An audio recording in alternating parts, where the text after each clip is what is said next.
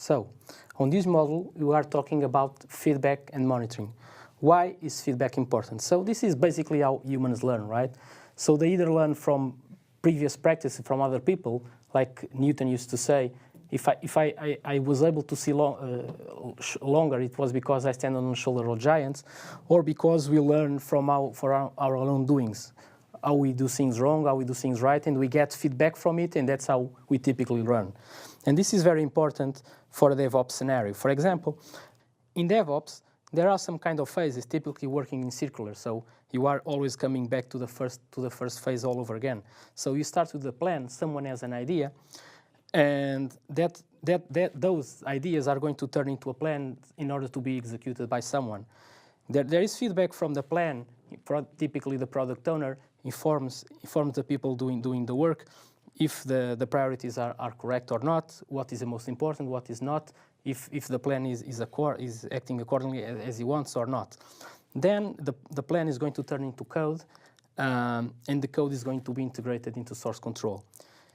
There is also some kind of feedback here. Typically, if the code compiles, if the code passes the unit tests, if the code passes the code static analysis, and all other analyses that are typically done automatically or manual, doing pre-code reviews on the code. Then we have the phase we have the test, and everything is okay. We can release it either to pre-production environment or even to the production environment through the deploy. And when the code is deployed into production, it's going to be operated by someone. And someone is going to monitor if the code is running okay, if it's having problems or not. And that is also some kind of feedback that is very important. If the code is operating as expected, has it the right performance, has it acting without errors, and just like that. From the code of operation, we also can see how the application is being used by users.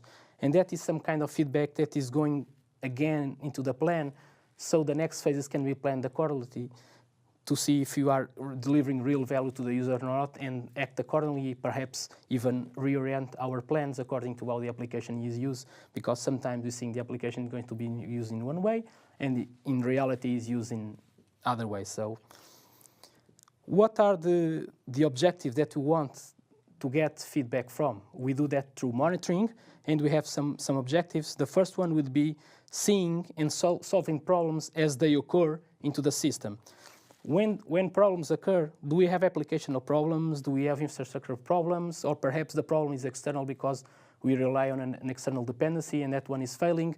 So someone needs to operate the code and understands when problems arise, what kind of problems they are. And that is where monitoring enters in. It allows people to understand where the problems are, pinpoint them, probably mitigate them, or have someone to solve it fast enough. Then we want to anticipate problems. So getting problems solved when we detect it or when a user complaint is good, but we want more. We want to anticipate to see if there are problems before the user sees them. For example, is the application behavior differently than the norm? We have typically a baseline, we have a normal performance. Is the application responding slower than usual? Are we having an increase in error rates? Or perhaps the machines are running out of space, out of memory. Perhaps we have a problem and we want to anticipate them before the user is hit with a problem. The third thing that we typically have an objective while monitoring is to allowing our developers and operations to do deployments with confidence. So it's something that no one really wants to do in terms of deployment, right? Operations want their systems very stable, so they typically oppose change, and developers want to do changes very fast and deploy very fast. But sometimes when things go wrong, people start losing confidence, and they are doing less and less deployments. And the monitoring allows us to get more confidence from the deployment itself. After we do a deployment, we can do a stage deployment to just a few users to see how the system manages, if it's a new feature that can have potential ramifications. We want to monitor to see how it behaves until we deliver it to more users. Or, for example, if after a deployment a new feature starts misbehaving, perhaps we can disable with a feature flag in order to mitigate the problem until we can really solve it. But now we have some more feedback how the things work in production, and we can re-architect it or fix the problem, etc., with all the telemetry that we have made. Then we have the fourth vector, user research feedback into work product teams. That seems like a phrase that doesn't mean really anything, but it shows the importance of collecting business events, collecting business metrics that should be actionable, so we can learn how the users are using the system, take that in consideration, and improve the system with those knowledges. We can do hypothesis-driven development, for example, implement two versions of the code for some users and for others, and measure one against the other, and the one that is more effective in terms of deliver value is the one that will be later chosen on. We can see the usage, are the user using the new feature or not. Perhaps they are not discoverable, perhaps they are too slow, or the interface is not good enough and the users don't really understand it, or perhaps they are using but the performance is not susceptible and we need to improve it. So this is all the kind of objectives that we typically do when we are collecting telemetry and monitoring in order to understand. But what kind of telemetry do we typically collect? So at the application level, we collect logs and traces. This will help developers understand problems when they arise, what kind of things the user has done on an application in order to reproduce the problem. We can see the response time to see if the application is behaving according to what we want or not, according to the business objectives. Those are very important. If the application is having faults, is it failing? Do we need to fix them? How many users are being affected? We also tend to look at infrastructure things like database performance, operating system, the networking, is the storage being used, is it fast enough, etc., etc. And then we have the business level telemetry. That means that we can see how the users are using the application itself. Are they clicking on this feature? Are they, for example, in an e-commerce application, do they put their items on the shopping cart and then they just don't do the checkout, or they tend to do a lot of time until the checkout happens? Perhaps there is an interface issue. Those kind of things that may impact the business and the baseline of the revenue, and we want to improve it. On this course, we are only focused on monitoring on these particular phases. We are not going to focus on the coding phase.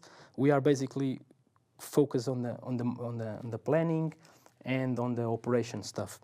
So we are going to look for availability, we are going to look for performance metrics, how the code is behaving, how is the end user experience, is it good, is it bad? Even if your code is fast, perhaps the end user experience is not good because it takes a lot of time for the code to travel in the network. There is latency and stuff like that. Perhaps the user is affected even if your code is very, very fast.